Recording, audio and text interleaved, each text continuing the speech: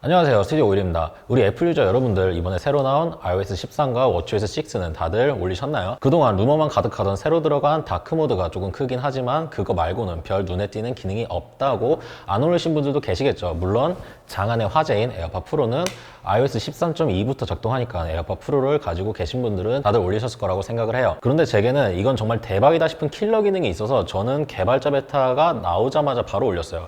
이게 iOS 13과 워치OS 6에 동시에 들어간 건데 바로 청력 관리 기능이에요. 보통 오감이라고 그러죠. 시각, 청각, 촉각, 후각, 미각. 다른 감각기관도 물론 중요하지만 청력은 특히나 더 조심히 관리를 해줘야 돼요. 첫 번째로 다치기 너무나도 쉽고, 두 번째로 다치면 영원히 정상으로 못 돌아온다는 거죠. 다른 감각기관과 동일하게 술, 담배, 약물 이런 것들도 청력에 악영향을 끼치지만 일반적인 청력 손상은 큰 소리 때문에 생기죠. 단순히 총소리나 폭발음 같은 그런 순간적인 큰 소리도 청력에 영구적인 손상을 입히지만 그것보다 훨씬 작은 우리가 일반적으로 사용하는 이어폰, 헤드폰과 같은 음향기기가 내주는 소리에도 장시간 동안 노출이 되면은 똑같이 청력 손상이 와요. 이번에 애플이 추가한 청력 관리 기능은 이 두 가지가 모두 들어가 있어요. 먼저 애플워치에 들어간 건 주변의 소음을 모니터링 해주는 기능이에요. 지금 내 주변의 소음이 몇 데시벨인지 실시간으로 초 단위로 알려주고, 지속적으로 큰 소리가 나면은 바로 알람을 띄워줘서 경고를 보내줘요. 그 자리로부터 피하거나 이어플러그를 착용하라는 의미겠죠. 혹은 이번에 새로 출시한 에어팟 프로의 노이즈 캔슬링을 쓰셔도 되고요. 이 기능은 애플워치에서만 쓸 수 있는데 주머니 속에 들어가는 아이폰과는 다르게 애플워치는 보통 잘 안 가려지니까 넣을 수 있던 기능이죠. 워치OS 6를 올린 애플워치 4부터 지원을 하고요.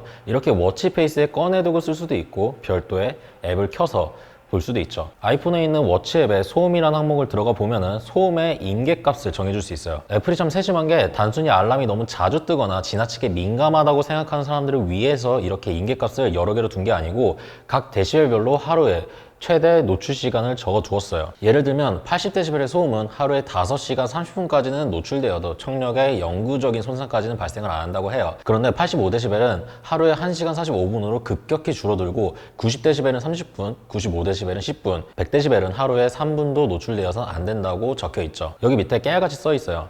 각 임계값을 설정해 두면 3분 동안 해당 임계값을 도달하거나 초과하면 알림을 보내주고, 이 수치는 세계보건기구의 권장사항을 따른다고 되어 있어요. 그리고 소음 레벨은 A 가중 데시벨로 측정한다 써 있는데, A 가중 데시벨은 A 웨이팅이라고도 부르는 측정 방법인데 주로 사람이 인지하는 노이즈의 양이나 소리의 크기를 측정할 때 주로 사용하는 방법이에요. 사람의 귀가 민감한 대역인 중음역대를 주로 측정하는 방법이고, 저주파수와 고주파수는 줄여서 측정을 하죠. 세계보건기구뿐만 아니라 많은 소음 측정 장비들도 A 웨이팅을 기준으로 해서 음악값을 산출하기 때문에 A 웨이팅을 썼다고 표기했다는 것은 아주 잘 알고 만든 거라고 볼 수 있죠. 그리고 iOS 13에는 헤드폰 오디오 레벨이라는 항목이 건강 앱에 추가가 됐어요. 우리가 평소에 이어폰이나 헤드폰으로 듣는 소리의 크기를 알려주는 기능이에요. 가끔 내가 너무 크게 듣지 않나, 남들보다 더 크게 듣는 건 아닐까, 이러다가 난청 생기는 게 아닐까 하는 걱정이 들 때가 있는데 그거를 알려주는 거죠. 단순히 음악 앱에서 작동하는 것뿐만 아니라 iOS 시스템 전반에서 나는 소리에 대해서 분석을 해줘요. 설명을 읽어보면 이것도 A 가중 데시벨, 그러니까 A 웨이팅으로 측정한 값이고, 애플 또는 비츠 헤드폰을 사용할 때 가장 정확하답니다.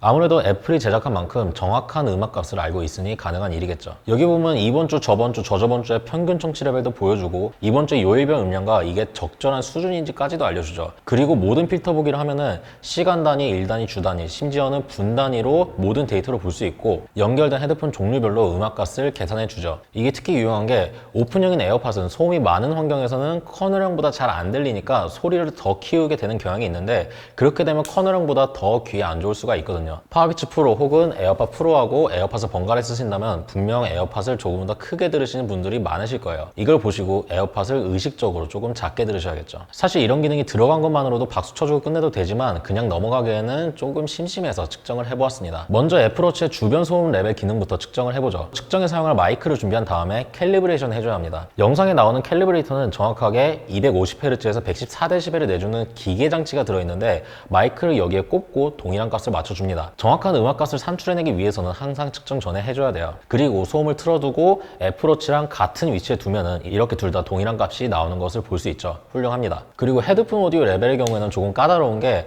방금 전 애플워치처럼 1초 단위로 실시간 레벨을 보여주는 게 아니라 최소 1분 단위로 누적 평균을 보여주기 때문에 1분 동안 측정을 하고 파워 평균을 산출해 봤어요. 에어팟을 사람귀를 모사하는 더미에다 끼워두고, 물론 이 안에 있는 마이크는 미리 캘리브레이션 해뒀고요. A 웨이팅을 설정하고 제가 좋아하는 음악을 틀 겁니다. 합니다. 거의 비슷한데 대략 2에서 3dB 정도 아이폰 쪽이 측정기기보다 조금 작아요. 아무래도 음악 같은 경우에는 소리 크기가 일정하지 않고 소리가 커졌다가 작아지는 부분도 있어서 음원에 따라 혹은 평균내는 방식에 따라서 조금씩 다를 수도 있고 사람마다 에어팟이 밀착되는 정도도 다 다르기 때문에 약간의 오차는 있을 수밖에 없다고 보시면 될 것 같아요.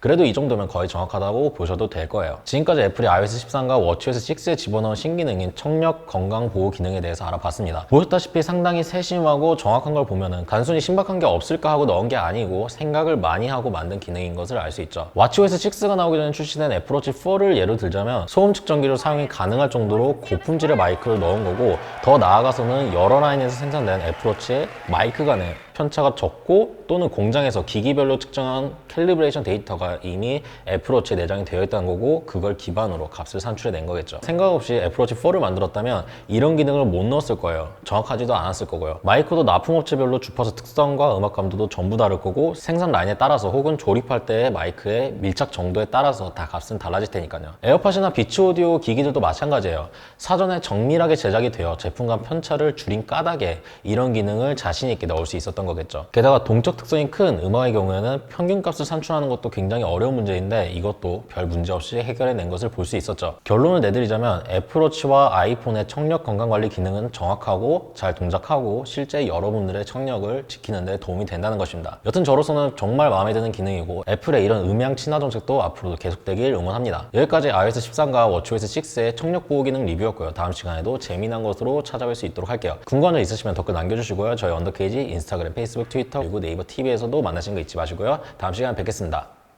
끝.